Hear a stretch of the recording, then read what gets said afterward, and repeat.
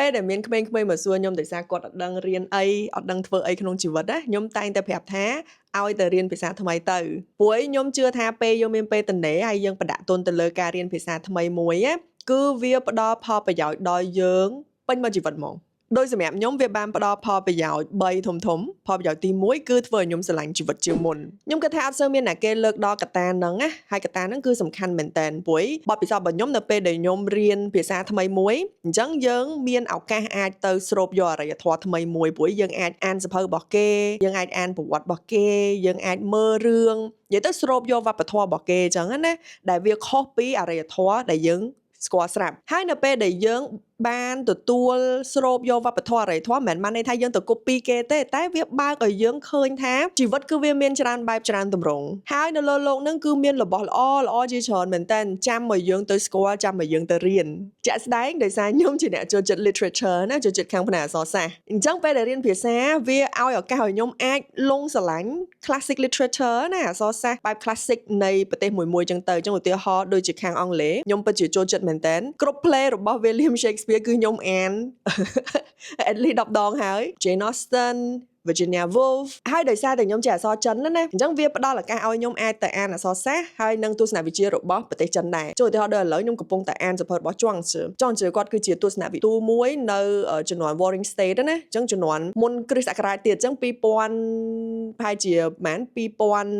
2300ឆ្នាំមុនអីអញ្ចឹង2200អីអញ្ចឹងទៅទោះបីតែយូរមែនប៉ុន្តែទស្សនៈរបស់គាត់គឺពិតជាចម្លែកធ្វើឲ្យយើងភ្ញាក់ណាហើយបើគិតទៅ modern មែនតើហ្មងតែខ្ញុំពងអានដល់ថ្ងៃណាចប់ទេបើខ្ញុំចប់ខ្ញុំនឹងធ្វើវីដេអូចែកម្លែកទៅបងប្អូនដែរប្រកាសហើយសៀវភៅទាំងអស់នេះគឺយើងអាចរកសៀវភៅបកប្រែមកដើម្បីអានបានប៉ុន្តែបើយើងចេះភាសានឹងទៀតខ្ញុំគិតថាវាធ្វើឲ្យយើងមានទំនាក់ទំនងរឹតតែជិតស្និទ្ធជាមួយនឹងស្នាដៃទាំងអស់នឹងទៀតចាមុននឹងចូលដល់ផលប្រយោជន៍ទី2ខ្ញុំសូមបើកវងកញ្ចក់បន្តិចដោយសារមានគេសួរខ្ញុំច្រើនណាថាបងអើយខ្ញុំចង់រៀនភាសាចិនចង់រៀនភាសាអង់គ្លេសតែខ្ញុំអត់ដឹងធ្វើម៉េចទេអញ្ចឹងសម្រាប់សិស្សានុសិស្សដែលគាត់កំពុងតែស្វែងរកសាលាបង្រៀនភាសាដែលមានគុណភាពល្អតម្លៃសមរម្យខ្ញុំសូមណែនាំក្លឹបសិក្សាភាសាបរទេស CLE មកដល់ពេលនេះគឺពួកគាត់បានបើកដំណើរការ13ឆ្នាំហើយគាត់មានម៉ោងសិក្សាច្រើនមែនតើហើយគ្រប់ថ្ងៃច័ន្ទដល់ថ្ងៃអាទិត្យដែលអាចបត់បែនតាមកាលវិភាគរបស់យើងបានហើយគាត់ផ្ដោតលើការបង្រៀនភាសា3គឺភាសាបារាំងភាសាអង់គ្លេសហើយនិងភាសាចិន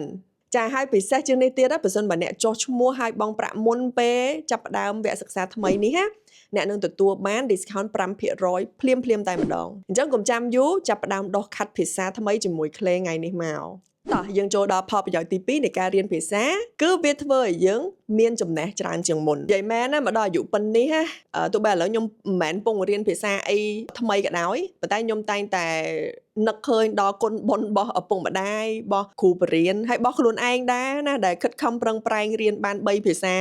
មុនពេលយើងចេញធ្វើការណាពីព្រោះភាសាទាំង3ហ្នឹងគឺបានបើកទ្វារចំណេះដឹងជាច្រើនមែនតើដល់ខ្ញុំតួយ៉ាងដូចជាភាសាអង់គ្លេសគឺបានជួយឲ្យខ្ញុំអាចទៅអានការស្រាវជ្រាវអានសៀវភៅជាច្រើនទាក់ទងនឹងការអភិវឌ្ឍខ្លួនក៏ដូចជាលើការអភិវឌ្ឍការងាររបស់យើងដើម្បីឲ្យវាហិតទៅល្អជាងមុនដែរហើយយើងដឹងស្រាប់ហើយសម័យឥឡូវមានការស្រាវជ្រាវជាច្រើនគឺគេទៅសេឡើងជាភាសាអង់គ្លេសអញ្ចឹងបើយើងចេះភាសាហ្នឹងគឺយើងដូចមានកូនសៅមួយយើងទៅបើកហឹបបានយើងចង់រៀនពីអីក៏បានដែរនិយាយមែនហើយចេះភាសាច្រើនណាគឺធ្វើឲ្យយើងមានប្រភពព័ត៌មានច្រើនអញ្ចឹងឧទាហរណ៍បើគេចង់បោកយើងក្នុងមួយភាសាយើងអាចទៅ fact check យើងអាចទៅសាកឆែកនៅក្នុងភាសាផ្សេងដើម្បីយកមកផ្ទៀងផ្ទាត់គ្នាអត់ងាយឲ្យគេបោកយើងបាននិយាយមែនហើយការដែលយើងរៀនអីថ្មីវាគឺជាឱសថដ៏មានប្រសិទ្ធភាពមួយក្នុងការបង្ការជំងឺវង្វេងវង្វាន់ណាភ្លេចភ្លាំងស្មារតីពេលដែលយើងចាស់ទៅផលប្រយោជន៍ទី3វានាំឲ្យយើងមានឱកាសការងារច្រើនអាហ្នឹងខ្ញុំមិនបាច់បញ្យល់ច្រើនក៏បានដែរណាគេក៏ដឹងដែរថាបើយើងចេះភាសាទៅច្រើនប្រាក់ខែយើងក៏បានខ្ពស់ជាងហ្នឹងហើយឱកាសការងារយើងក៏បានច្រើនជាងហ្នឹងដែរជាក់ស្ដែងខ្ញុំផ្ទាល់ចេះភាសា3ហ្នឹងខ្ញុំធ្លាប់យកវាទៅរលុយហ្មងគឺធ្វើជាអ្នកបកប្រែធ្វើជាគ្រូបង្រៀនធ្វើជាអ្នកស្រាវជ្រាវអ្នកសរសេរជាពីរភាសាអញ្ចឹងទៅប៉ុន្តែទោះបីជាអ្នកដែលគាត់ចេះភាសាតែគាត់អត់យកទៅធ្វើជាគ្រូធ្វើជាអ្នកបកប្រែក៏ដោយក៏វានៅតែចំណេញដល់គាត់ដែរដោយសារវាធ្វើឲ្យគាត់អាចទំនាក់ទំនងបានល្អជាងមុនឧទាហរណ៍ទំនាក់ទំនងជាមួយនឹងក្រុមការងារឬក៏ជាមួយនឹងអតិថិជនអីដែលគាត់ចេះប្រើភាសាផ្សេងអញ្ចឹងទៅហើយយើងដឹងស្រាប់ហើយនៅក្នុងស្ថាប័នមួយអ្នកដែលចេះទំនាក់ទំនងបានហិតតែច្រើនហិតតែមានប្រសិទ្ធភាពម្នាក់ហ្នឹងគឺរឹតតែមានប្រយោជន៍ហើយមានតម្លៃខ្ពស់នៅក្នុងស្ថាប័នហ្នឹង ចាអញ្ចឹងខ្ញុំអាចនិយាយបានថាខ្ញុំជាមនុស្សម្នាក់ដែលស្រឡាញ់ភាសាតាំងដើមនៅក្នុងវីដេអូនៅក្នុង page ខ្ញុំបីទៅមើលពីឆ្នាំមុនក៏ខ្ញុំនិយាយរឿងរៀនភាសាដែរខ្ញុំគិតថាវាសំខាន់មិនថាភាសាអីទេដូចខ្ញុំនិយាយអញ្ចឹងវាធ្វើឲ្យជីវិតយើងមានន័យជាងមុនពិតមែនអញ្ចឹងបើសិនបើអ្នកទាំងអស់គ្នាមានលទ្ធភាពមានពេលវេលាគឺគួរតែយកពេលទៅបណ្ដាក់ទុនរៀនភាសាថ្មីមួយមិនបាច់ខ្លាចតែជាអ្នកក្នុងភាសានឹងក៏បានប៉ុន្តែយើងចេះឲ្យតែយើងខំប្រឹងរៀនគឺវានឹងមានប្រយោជន៍ដល់យើងជាមិនខានចាអញ្ចឹងជាថ្មីម្ដងទៀតបើសិនបើបងប្អូនកំពុងតែចង់រៀនភាសាអង់គ្លេសចិនបារាំងដែលមានគុណភាពខ្ពស់រៀនឆាប់ចេះឆាប់យល់ហើយប្រើការបានពិតមែនណាសូមឆាតទៅ page ផ្លូវការរបស់ Club សិក្សាភាសាបរទេស CLE នៅថ្ងៃនេះហ្មងដើម្បីទទួលបានការវិភាគហើយនិងព័ត៌មានបន្ថែមចាអរគុណច្រើនបាយបាយ